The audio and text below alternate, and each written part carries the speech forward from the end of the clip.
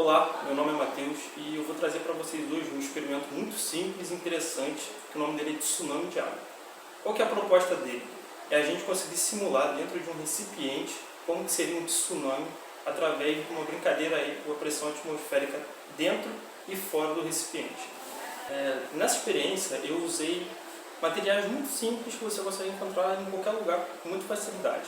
Eu peguei um recipiente maior, esse de vidro aqui, de preferência pode ser de vidro transparente para você apresentar o seu experimento melhor.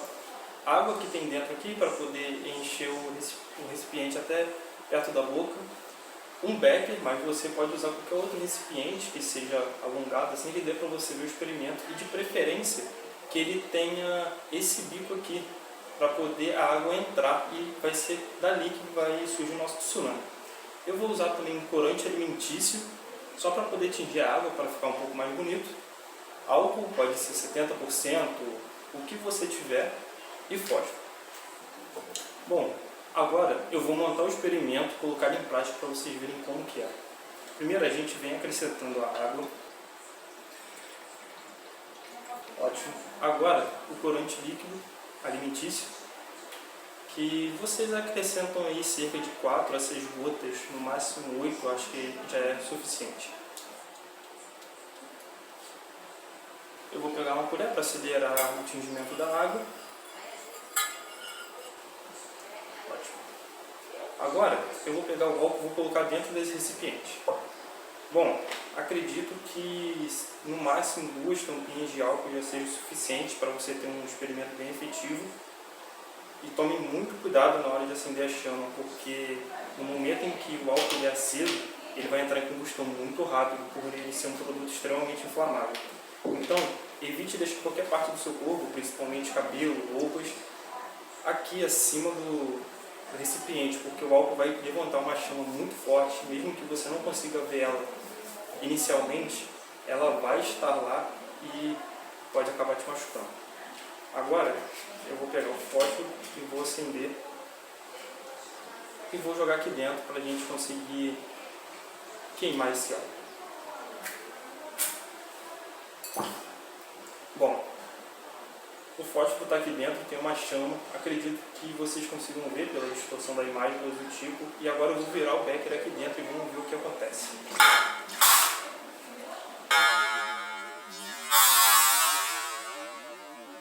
E é esse o nosso tsunami de água. O que define esse experimento, que é o ponto-chave dele, é a pressão atmosférica e o vácuo, que eu vou explicar para vocês em seguida.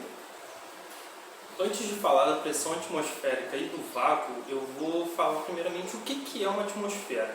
Bom, uma atmosfera ela é composta por massas de gases, ou seja, oxigênio, nitrogênio, dióxido de carbono, entre outros vários gases. Há 2 fatores que determinam a atmosfera, que é a incidência de luz solar e a gravidade da Terra. Primeiramente, a gente vai falar da incidência da luz solar. Todo mundo sabe que o Sol emite luz e essa luz está carregada de calor.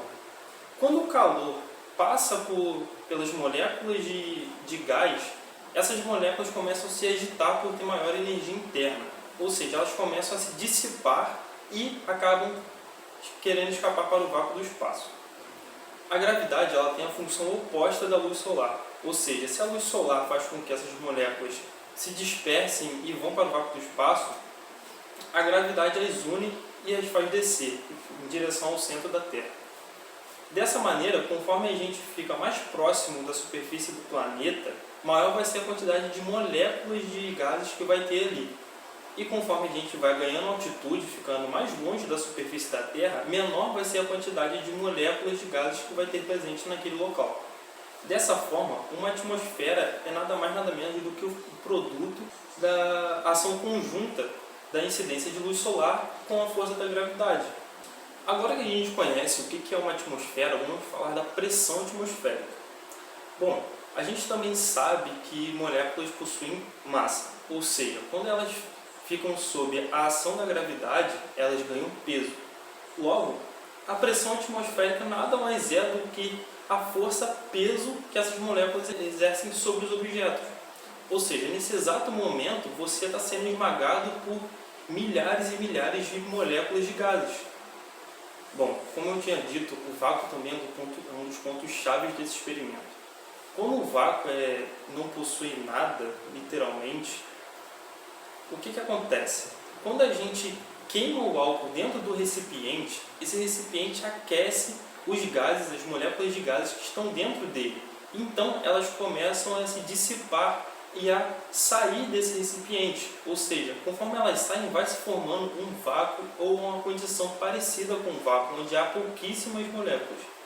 Quando a gente vira esse recipiente de ponta cabeça aqui no nosso fluido, a gente tem um vácuo ali dentro do recipiente, mas ao redor a gente tem toda uma pressão atmosférica. E ao contrário do que muita gente pensa, não é o vácuo que faz uma força de sucção e atrai a água para entrar no recipiente. Na verdade, é a atmosfera ao redor que empurra todo esse líquido para dentro. Só que ele faz isso de forma muito brusca por conta da grande diferença de pressão atmosférica. Como aqui dentro a pressão atmosférica é extremamente menor do que aqui fora, a pressão atmosférica do lado de fora do recipiente vai empurrar de maneira mais bruta possível para poder tampar essa diferença e deixar com que a atmosfera dentro e fora do recipiente sejam iguais. Uma das formas da gente aplicar esse conhecimento que a gente tem desse experimento está muito relacionado a como os aviões funcionam. Se você já ouviu o termo pressurizar, você vai saber do que eu estou falando. Bom, pressurizar, para quem não sabe, é uma forma da gente conseguir manter controlada a pressão atmosférica e o nível de oxigênio dentro de um local. E os aviões e aeronaves usam muito isso. É algo impossível da gente conseguir descartar. Os aviões, eles acabam ganhando muita altitude quando vão fazer os seus transportes. E nessas altitudes nós alcançamos cerca de 1.800 metros de altitude, 2.400 metros até acima. E quanto maior for a nossa altitude, mais rarefeito vai ser o ar que vai nos cercar. Então, conforme mais rarefeito fica o ar, mais escasso também é o suprimento de oxigênio que a gente vai ter para respirar.